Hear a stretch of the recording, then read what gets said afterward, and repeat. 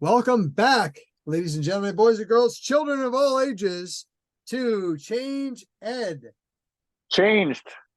I am your host, Andrew Kuhn, a project consultant from Montgomery County Intermediate Unit. And here with me today is Tony Marabito from Carbon Lehigh Intermediate Unit, Staff Development Facilitator. I know Andrew loves when I throw those words out Chicago. There it is, baby. Thanks for sharing that. That makes my day every single time.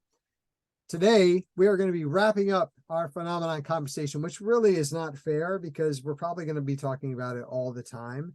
But I can say we're going to wrap up our introductory part of the conversation to phenomenon, because phenomenon is something that is in existence throughout Steeles in Pennsylvania, not just something we talk about and we move on. This is really a big mind shift. We're changing the way that we think about teaching and learning science. But today we're going to be talking about going from explanation to exploration. What does that flip look like? Because it's really literally a flip. Like you're flipping it on its head, or you can even imagine it being like a seesaw, right? Like you've got your pendulum. Oh wow, look at these scientific things I'm on. I did not have this Phenomenon right there. Oh, right. So it's a swing up and down. And what does that look like? How does that work for us? So Tony, as I think about this, this is really about what kids are doing and how they're doing it. So when we talk about, and when we think about this as educators, we've actually already got all the elements that we need. All that we have to look at doing when it comes to phenomenon is switching around the order, right? Like how do we, instead of saving that secret sauce for the very end, let's lead with that and have them get into the learning by doing that. Often we'll have kind of our learning in your vocabulary, and we go through a quiz and then maybe a test, and then we'll do some sort of a very controlled lesson, controlled for a lot of reasons, right? All of which we've already talked about this month. I don't have enough time. We're limited on resources, right? We've got too many kids in the classroom. It could be for any reason, not taking away from that experience. It was good, right? It was boxed and it was controlled. And it was good and things were happening. But now we can do this differently, to where like we lead with the phenomena and then we create a question wall of what are your questions, and we drive students through that. The job of the teacher is no longer to dispense information. It's to allow learning to happen in the classroom. Let's have discourse. Let's have conversations about what's happening, about what we're thinking, right? Our thinking might not always be right. And that can be scary as an educator, because we have this knowledge that we've attained, but allowing that free flowing thinking, our job at the end as educators is to synthesize all of that information that we've gathered and to get everybody kind of on the right page. But we're creating a safe space where you can question, where you can be curious, where you can wonder. So we're being model learners, and we're also allowing our learners to enter into that space. I mean, how does that, gift of knowledge hit you right there, Tony? Yeah, that's a lot. That's a good mic drop moment. But I think this explanation to exploration is definitely a shift that's starting to occur. Like we need to, I think most teachers recognize that we need to engage students in this like active learning, critical thinking, problem solving type learning, rather than just the passive reception of information, right? Like we're just receiving the information and we're going to take that test. I like how you said, maybe put that secret sauce up front, make that your hook. Make sure that we're actively learning, we're hands-on, we're minds-on, we're giving them real world relevance into what we're teaching, and including inquiry. So there's a lot of pieces there.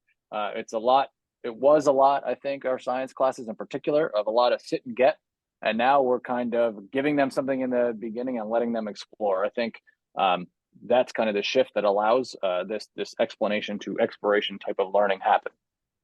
And I want to give you credit for this, because right before we started to record this, you made mention to me about this, and I just want to make sure we call it out, that while we're talking about our content is science, this overall phenomenon of learning and education and how it works is not limited to science. Any conference, every training, any learning that I go to, under whichever content area it is, it does not matter. This is what everyone is talking about. The terms are going to look different, right? The vocabulary sounds different, but the concepts are the same, right? We've got to get kids talking to each other. We have to get them thinking. We have to get them doing. We need to get them minds on, right? If there's a takeaway, it's minds on. And that is across the board for education. Has that been your experience as well? Yeah, I can, with the work we've been doing here at the IU, we've been trying to, obviously our focus is STEELS and on science, but we're trying to go cross curricular with this because there's so many different pieces. I know we brought it up in a previous episode about time. Where do we find the time? Well, you can kind of do this across the different content areas, right? So we just very, very quickly, let me toot my own horn here. We did a little create a tiny house project, right? So we're tying in math, we're tying in the science of having this tiny house, we're tying in economics. It's going across content areas and grade levels in some instances, but we're starting with this phenomena of a tiny house. What is it? And then we're trying to recreate and build our own. And then we're asking the why. Why is this a thing? So my point is, this is more than just science. This is how we should be learning in general. Here's a problem or here's a situation.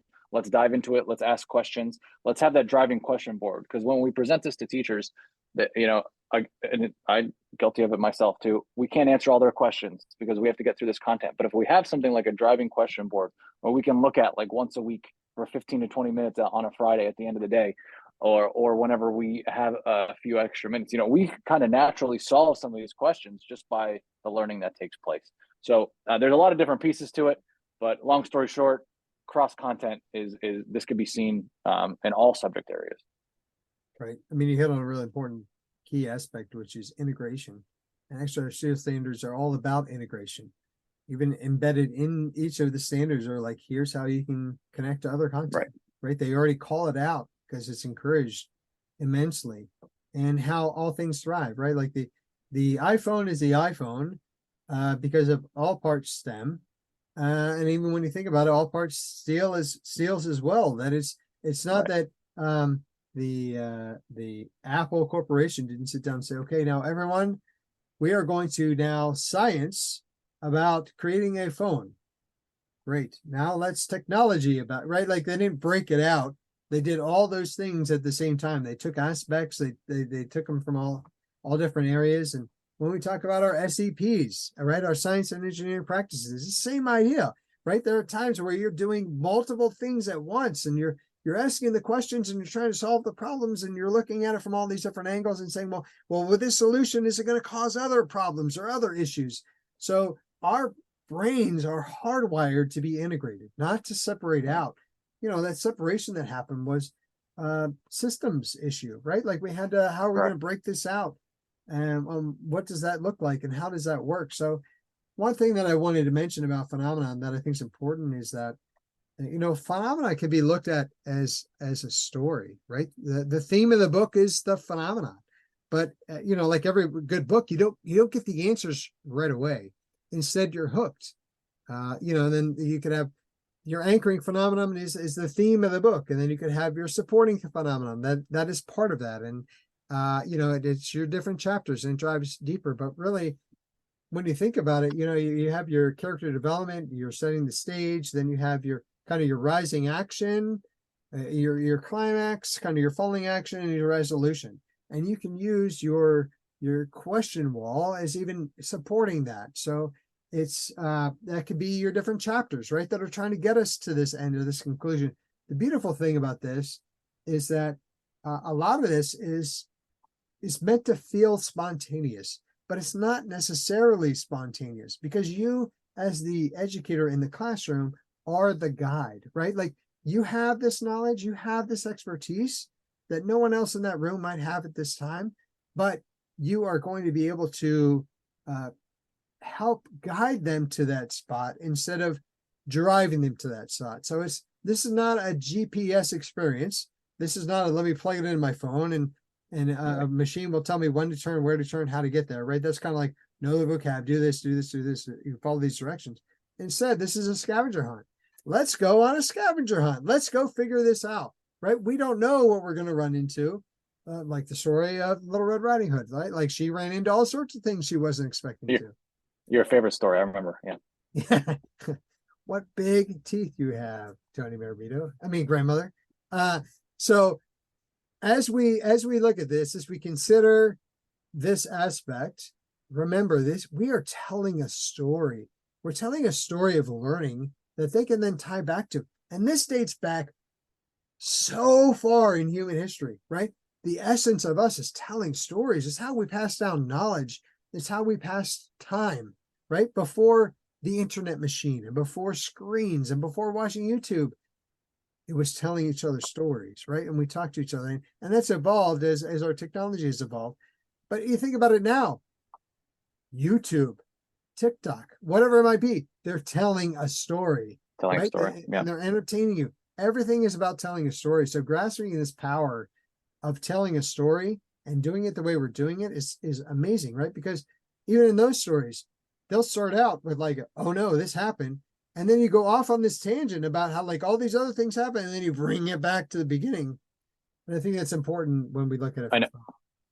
I know you always say no free ads, but I'm going to throw out there OpenSciEd one more time, because I mean, even OpenSciEd calls it a unit storyline. So even though we're talking about Earth's surface changes, right, it's a storyline. So it gives teachers some questions that can lead to the next piece of content. So having that story, that question wall that you said, I mean, it's even written into curriculum now that we've even changed science into a storyline and allowed students to ask questions that guide us through all the different content areas. So we're still covering that content, right?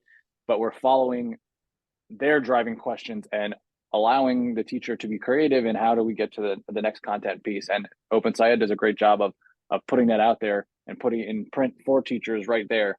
That gives them the questions that students should be asking and how to guide those questions into the next lesson. So the unit storyline on OpenSciEd, very well done by them. Well, thank you to our unpaid paying sponsors for being part of this episode. One of my favorite books when I was a kid was a Choose Your Own Adventure book. And the reason I loved it is because as a reader, I felt like I had control over where the story was going. But plot twist, I didn't, right? Like the options were already figured out. They already knew where the story was going to go. I just felt like I had control. I had the illusion of having control. And that's how this phenomenon-based learning, these Steele standards are meant to work. We want our learners to be engaged and feel like they're part of the story. They know what's going to, they helped us formulate the learning, which they do by being in the classroom. But really, we're the authors, right? Like we're navigating this. When that question wall, maybe there's a couple of questions that all can be grouped together to say, it sounds like we're asking about this. So it doesn't just have to be what they're asking, right? We can group them together and we can combine their thoughts. Again, that synthesization, putting these things together so it all comes together and makes sense. Final thoughts, Tony Marabito. Final thought is, I think you did a great job. Well, my final thought is that absolutely no one would disagree with you, and we appreciate that perspective so much. So thank you for tuning in with us. Again, we're going to wrap up this phenomenal introduction to Phenomenon, but this is something that See what you did there. Yeah, this is something that is a critical component to our Steele standards and will not be going away anytime soon. And we'd love to continue to dive into it. We will, as often as it makes sense, without creating phenomenon fatigue, which is something we should talk about sometime. We are going to keep this alive and this conversation going. So thank you for tuning in. We appreciate all of our listeners worldwide, and we will see you next time.